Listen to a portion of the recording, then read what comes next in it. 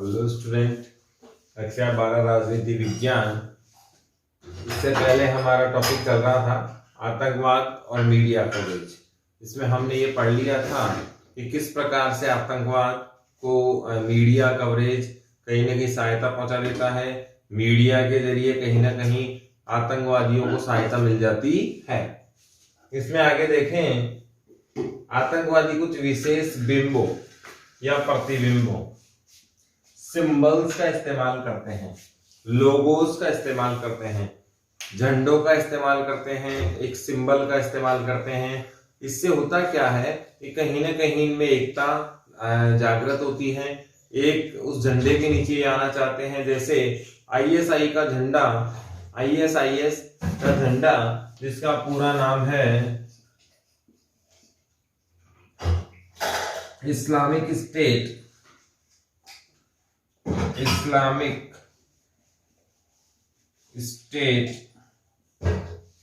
Of Iraq और Syria. Islamic state of Iraq और Syria, ये क्या है, इसका पूरा नाम है। अब आपको ये नाम भी याद रखना है, ये नाम बहुत इंपॉर्टेंट है।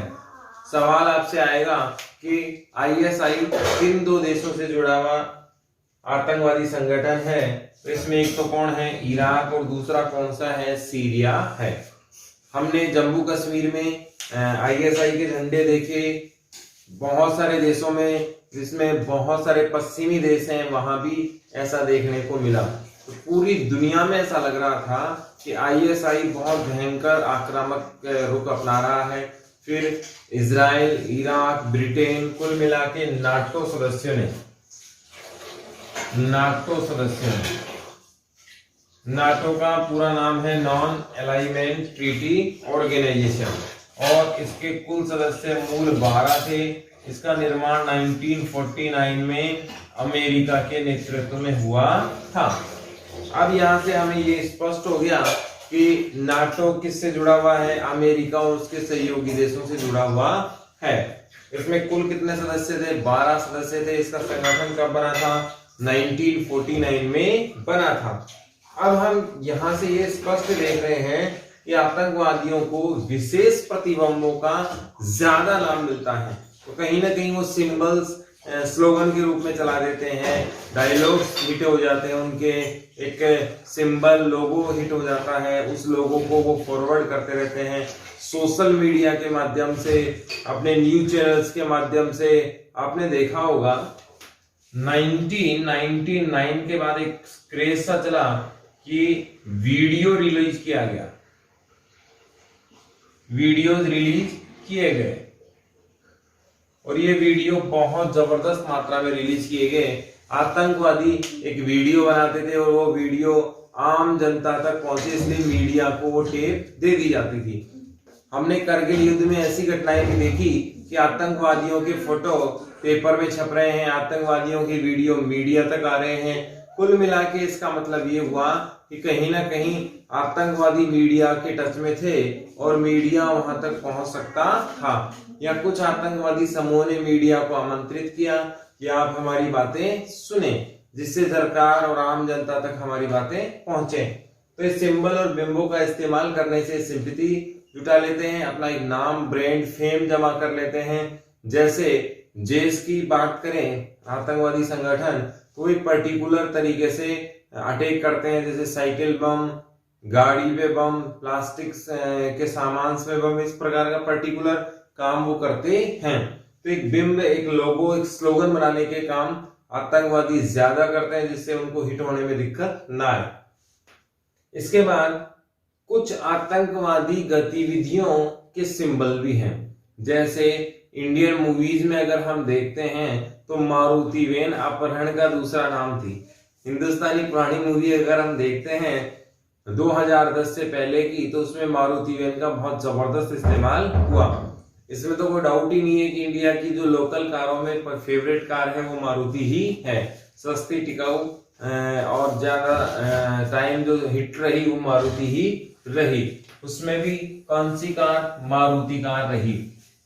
मारुति कार का सीधा संबंध हिंसा से जोड़कर देखा जा सकता है। ऐसा नहीं है कि जिनके पास भी मारुति वैन है वो सब हिंसा से ही जुड़े हुए हैं, लेकिन कहीं ना कहीं मारुति वैन का संबंध हिंसा से हमारी मूवीज है, मीडिया है, आतंकवादियों ने इसका इस्तेमाल ज्यादातर ऐसे ही कामों में इसको किया।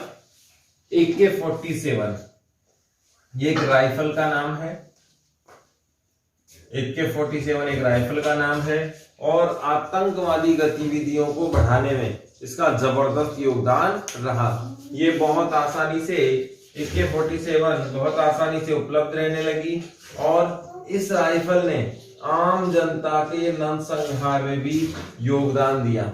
वास्तव में ये AK-47 सेना के पास होनी चाहिए। सेना की मदद से दुश्मनों का खात्मा किया जा सकता है। देश की सुरक्षा संभव होनी चाहिए थी। आम आर्म फोर्सेज के पास होना चाहिए था, आम पुलिस के पास होना चाहिए था, लेकिन ये आतंकवादियों के हाथ, खालिस्तानियों के हाथ, हिंसक लोगों के हाथ ये रही। इससे पंजाब में आपने देखा होगा 1985 से 95 का जो दौर रहा वो हिंसा का दौर रहा। बहुत जबरदस्त हिंसा हमें देखने को मिली और पंजाब में अस्थिरता का समय भी यही था। आपसे सवाल पूछा जाएगा पंजाब हिंसा का दौर कब से कब तक था, तो 85 से 95 तक पंजाब में अस्थिरता रही। कारण क्या था? आम नागरिक के पास AK-47 वहां उपलब्ध थी और यूं कहेंगे बहुत आसानी से बहुत यातायात में जो हिंसक लोग थे उनके पास ये उपलब्ध होना कहीं ना कहीं एक घटना को अंजाम देने या यूं कहें बर्बादी का कारण ही बनती है। मारुति वैन भी यहीं से प्रसिद्ध हुई। हिंसा में गतिविधियों में जो शामिल करने के जो काम आई वो कौन सी गाड़ी काम आ रही थी? मारुति वैन काम आ रही थी। मोटरसाइकिल का इस्तेमाल भी बहुत यातायात में हुआ और बहुत जबरदस्त तरीके से इसका दुरुपयोग पंजाब में हमें देखने को मिला। शासन प्रशासन व्यवस्था पंगु बन जाता है। ये बहुत इंपॉर्टेंट टॉपिक आपको याद रखना है। शासन का मूल कार्य क्या होता है? प्रशासन का कार्य होता है दैनिक गतिविधियों का संचालन करना और वे कार्य करना जिनकी सरकार का निर्देशन प्राप्त होता है। दोनों काम इनके हैं। एक तो डेली विजेज का कार्य तो इनको करना ही करना है, प्लस सरकार जो आदेश देगी, संविधान जो आदेश देता है, इनकी जो डेली की जो ड्यूटी है वो अलग से इन्हें करनी होती है। लेकिन कई बार क्या होता है, प्रशासन व्यवस्था इन हिंसक गतिविधियों में फंस जाती है और इन हिंसा, टेररिस्ट एक्टिविटी या यूं कहें सिक्योरिटी के कामों में बहुत ज्यादा जोर इनको देना पड़ता है। तो प्रशासन जो मूल कार्य होता है उसमें तो भटक जाता है और जो एडिशनल जो कार्य होते हैं उनमें शामिल हो जाता है। जैसे फॉर एग्जांपल हम देखें, अभी वर्तमान में आंदोलन का दौर चल रहा है। किसान भाई आंदोलन कर रहे हैं, सही है गलत है इट डजेंट मैटर, हम इस पे चर्चा नहीं करेंगे क्योंकि वो एक विवाद का विषय बन जाएगा। बहुत सारे लोग किसान के समर्थन में हैं, बहुत सारे लोग विरोध में भी हैं, लेकिन इतना जरूर देखना चाहिए कि किसान आंदोलन से कितने गरीब परिवारों के लिए रोजी रोटी की समस्या खड़ी हो गई, कितनी इंडस्ट्री बंद हो गई, कितने लोगों के घर चूल्हा ही नहीं जल रहा है, ये भी देखना होगा। तो प्रशासन सारी व्यवस्थाएं उस आंदोलन के लिए लगा देगा तो जो बाकी कार्य हैं वो नहीं हो पाएंगे।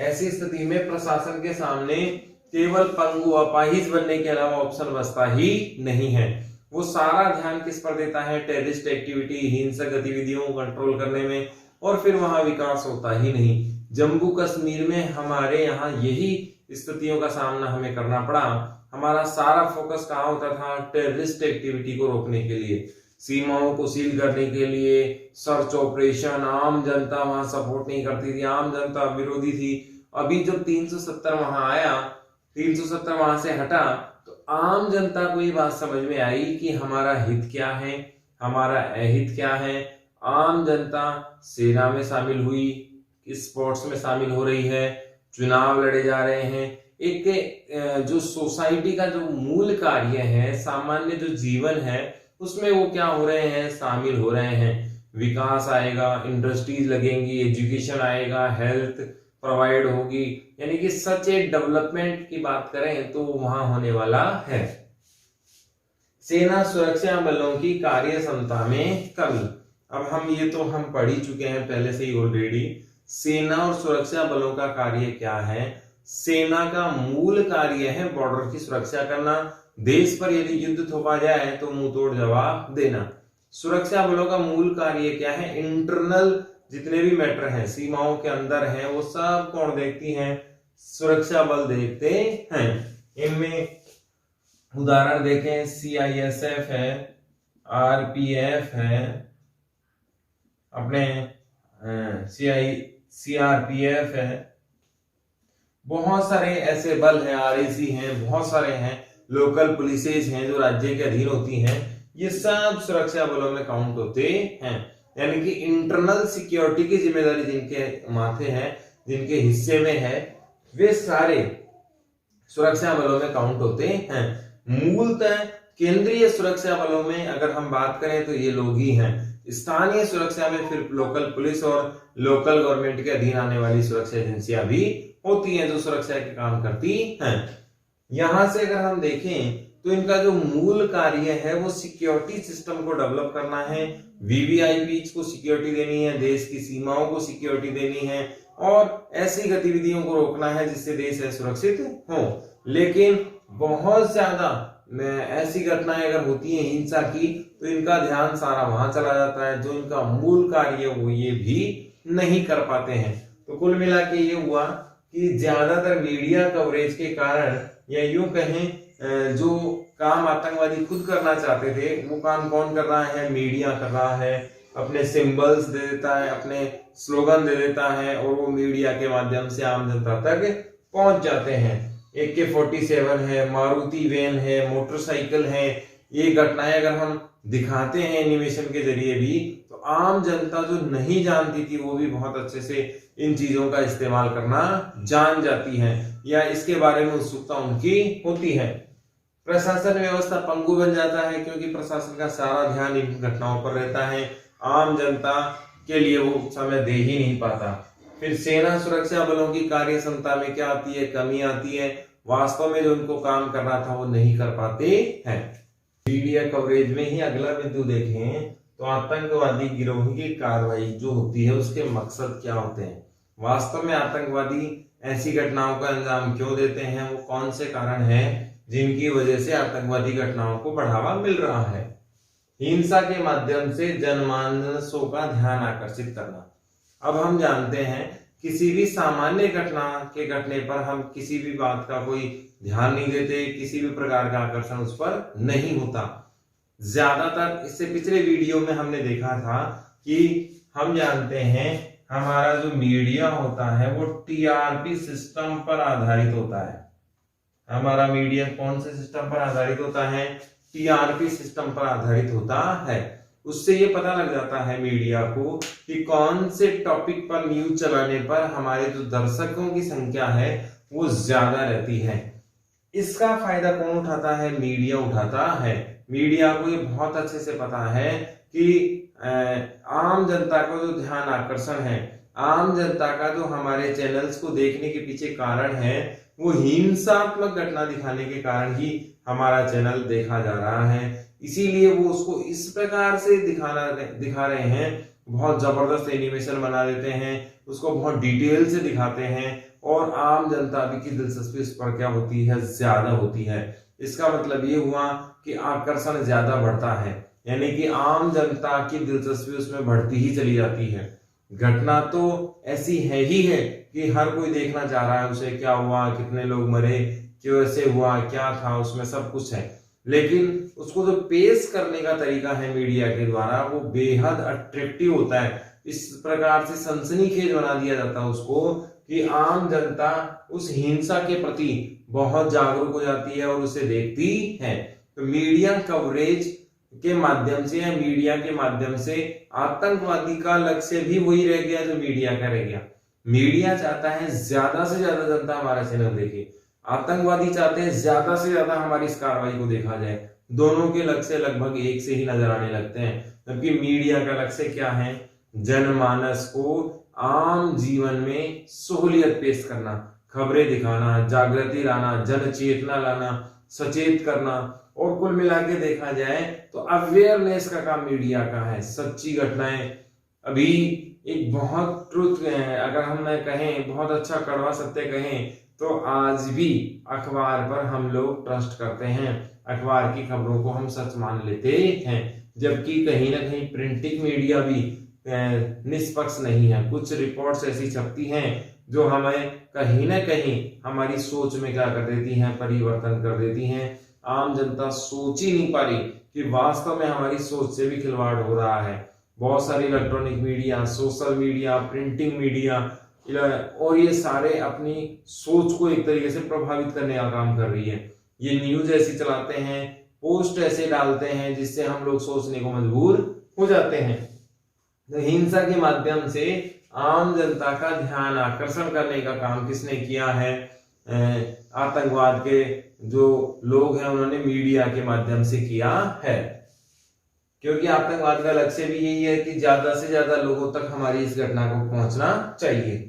भय आतंक का माहौल पैदा करने का मकसद भी है, आम जनता में भय स्थापित हो। ये काम कौन चाहते हैं? आतंकवादी चाहते हैं कि हर हाल में ज्यादा से ज्यादा लोगों में भय का माहौल होना चाहिए, आतंक का माहौल होना चाहिए, क्योंकि जितना लोग डरेंगे हमारी वैल्यू उतनी ही ज्यादा बढ़ेगी। क्योंकि आतंकवादियों का एकमात्र लक्ष्य है, आतंकवाद का तो परिभाषा ही यही है कि जितना ज्यादा भय होगा, उतना ज्यादा आतंक होगा, उतनी ही ज्यादा हमारी वैल्यू बढ़ेगी, अंतरराष्ट्रीय मार्केट में उतना ही हमें केस मिलेगा। तो इनका मेन मकसद क्या है? ज्यादा से ज्यादा भय और आतंक स्थापित करना। स्वार्थपूर्ण कार्यों का संचालन, अब इसमें यह भी है कि ज्यादा से ज्यादा ये वे एक्टिविटीज करते हैं जिसमें इनका स्वार्थ नजर आ रहा हो। जैसे आपने देखा होगा अभी दो देशों की लड़ाई हमने देखी, खाड़ी देश थे दोनों के दोनों, और इन दोनों देशों ने बहुत जबरदस्त काम किया।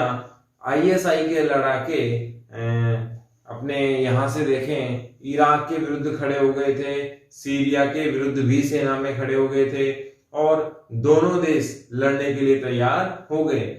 आतंकवादियों को ये अच्छे से पता था कि यदि हम इराक की सेना को हरा देते हैं तो यहाँ बहुत जबरदस्त हमें तेल मिलने वाला है, बहुत जबरदस्त अंतरराष्ट्रीय मार्केट में हमारी वैल्यू हो जाएगी। क्योंकि इराक एकमात्र ऐसा देश है जो पेट्रोल के दाम बढ़ने पर, पेट्रोल की मांग बढ़ने पर पूर्ति कर सकता है। एकमात्र जगह है इराक ही, क्योंकि इराक के अलावा ऐसा कोई क्षेत्र है ही नहीं जब तेल की मांगे बढ़ेंगी तो पूर्ति हो सकती है। तेल के सोर्स और भी बहुत सारे हैं, लेकिन वो डिमांड्स ही पूरी कर सकते हैं, मांगे बढ़ने पर वो पूर्ति नहीं कर पाएंगे। इराक एकमात्र ऐसा क्षेत्र है दुनिया का जहां अभी लगभग 30% क्षेत्रों में ही खोज की गई है, जबकि 70% तो वहां भी खोजा ही नहीं गया है। अगर वो सब जगह से तेल निकालेंगे तो पूरी दुनिया की डिमांड्स बहुत आसानी से पूरी कर सकते हैं। तो आतंकवाद का एकमात्र उद्देश्य होता है कि अपने स्वार्थ पूरे होने चाहिए, चाहे वो किसी भी प्रकार से क्यों ना हो। दबाव की राजनीति करना भी इनका लक्ष्य है। प्लेन हाईजैक करना, बस हाईजैक करना, ट्रेन हाईजैक करना, ब्लैकमेलिंग करना, अपने यहाँ परमाणुओं की धमकी देना, ये सारे ब्लैकमेलिंग के कार्य दबाव की राजनीति के तहत आते हैं और ये आतंकवाद का प्रमुख मकसद है। तो हमारे सवाल क्या बनेगा? आतंकवादी गिरोह किस मकसद से लेकर कार्रवाई करते हैं, या आतंकवादी गिरोह के पीछे क्या उद्देश्य है, क्या मकसद है, क्या लक्ष्य है? तो एक तो जनता का ध्यान आकर्षित करने, भय आतंक का माहौल पैदा करने, स्वार्थपूर्ण कार्यों को करने के लिए, दबाव बनाने के लिए आतंकवादी घटनाएं की जाती हैं। इसमें अगला बिंदु देखें, अत्यधिक मीडिया कवरेज के दुष्परिणाम। आतंकवादी घटनाओं को बहुत ज्यादा जो मीडिया कवरेज मिल रहा है, इसके नुकसान क्या है? ये भी एक इंपॉर्टेंट सवाल आपके यहां से बनेगा। अभी तो हमने देखा कि आतंकवादी घटनाओं को अगर ज्यादा मीडिया कवरेज मिलता है तो उससे क्या क्या घटनाएं घट सकती हैं। अब इसके दुष्परिणाम क्या क्या रहेंगे? पहले भी हमने दुष्परिणाम और पॉजिटिवनेस देखी थी दोनों, अब केवल दुष्परिणामों की हम बात कर रहे हैं। इसमें पहला है कि जब आतंकवादियों को लोकप्रियता मिलती है, वो भी सस्ती लोकप्रियता, बहुत आसानी से सुपरहिट होने का जब इन्हें मौका मिलता है, तो एक प्लेटफॉर्म उनको मिल जाता है मीडिया से वो प्रेरित होकर, जैसे आपने देखा होगा बहुत सारी मूवीज में चोरी करने का तरीका सिखाते हैं, रोबरी का तरीका सिखाते हैं, मर्डर का तरीका सिखाते हैं, और यहाँ से वे लोग इन चीजों को देखकर आगे बढ़ जाते हैं, ऐसी घटनाओं को अंजाम देने लग जाते हैं। सस्ती लोकप्रियता, मीडिया एक मात्र ऐसा माध्यम बन गया है उनके लिए कि छोटी सी घटनाओं का अगर वो अंजाम देते हैं, छोटी सी घटना को वो अगर क्रिएट करते हैं तो उससे मीडिया उसे बढ़ा चढ़ाकर दिखाएगा, ये उन्हें बहुत अच्छे से पता है, और इसका फायदा उठाकर वो कहीं ना कहीं अपनी सस्ती लोकप्रियता हासिल करने की कोशिश करने लग जाते हैं। प्रतिस्पर्धा, जब एक मीडिया के माध्यम से, एक चैनल के माध्यम से कहीं ना कहीं कोई आतंकवादी गुट पॉपुलर होता है तो आतंकवादी गुटों में प्रतिस्पर्धा मच जाती है, पैसा एकत्रित करने के लिए, अंतरराष्ट्रीय मार्केट में वैल्यू बनाने के लिए, ज्यादा आतंकवादी घटनाएं करने के लिए, या यूं कहें आतंक के आकाओं के रूप में अपने आप को स्टेबल करने के लिए ऐसी होड़ इनमें रहती है। चैनल्स पर नियंत्रण और दबाव, हमने देखा पहला दबाव टीआरपी का रहता है, फिर जब लगातार वो इस प्रकार की घटनाओं को शामिल करते हैं तो कई बार चैनल्स पे भी कार्रवाई का अंदेशा रहता है कि कुछ आतंकवादी घटनाएं या कुछ आतंकवादी गुट कहीं ना कहीं किसी चैनल को ही दबाव में ला लेते हैं कि आप हमारे हर हाल में न्यूज को दिखाएंगे, तो चैनल्स भी कहीं ना कहीं उस चीज को ज्यादा प्रमोट करने लगते हैं, क्योंकि कहीं ना कहीं जान और माल की उनको भी हानि हो सकती है। तो आतंकवादी चैनल की सोच को भी नियंत्रण कर सकते हैं, धमकी के माध्यम से, दबाव के माध्यम से, हिंसा भय के माध्यम से। प्रशासन की कुशलता पर प्रभाव, बहुत सारी जगह हमने देखा है कि मीडिया के डर से या मीडिया पर आने के डर से, कहीं ना कहीं किसी न्यूज के आने के डर से कई बार प्रशासन भी डरने लगता है कि यदि ऐसी घटनाएं हुई तो देश में अव्यवस्थाएं फैल जाएंगी, कहीं ना कहीं अधिकारियों के प्रति आक्रोश होगा, अविश्वास की भावना होगी, और इससे प्रशासनिक अधिकारियों की कार्य कुशलता पर क्या पड़ता है, प्रतिकूल प्रभाव पड़ता है। तो ये मीडिया कवरेज ज्यादा होने के क्या हो गए, दुष्परिणाम हो गए कि आतंकवादी घटनाओं को ज्यादा दिखाएंगे तो क्या नुकसान उससे हो सकता है। नए गुट बन सकते हैं, सस्ती लोकप्रियता के लिए ज्यादा आतंकवादी घटनाएं हो सकती हैं, कंपटीशन आतंकवादियों में हो सकता है, चैनल्स पर दबाव बनाया जा सकता है कि आप हमारी हर हाल में घटनाएं दिखाएंगे, प्रशासन की कुशलता पर प्रभाव पड़ता ही पड़ता है।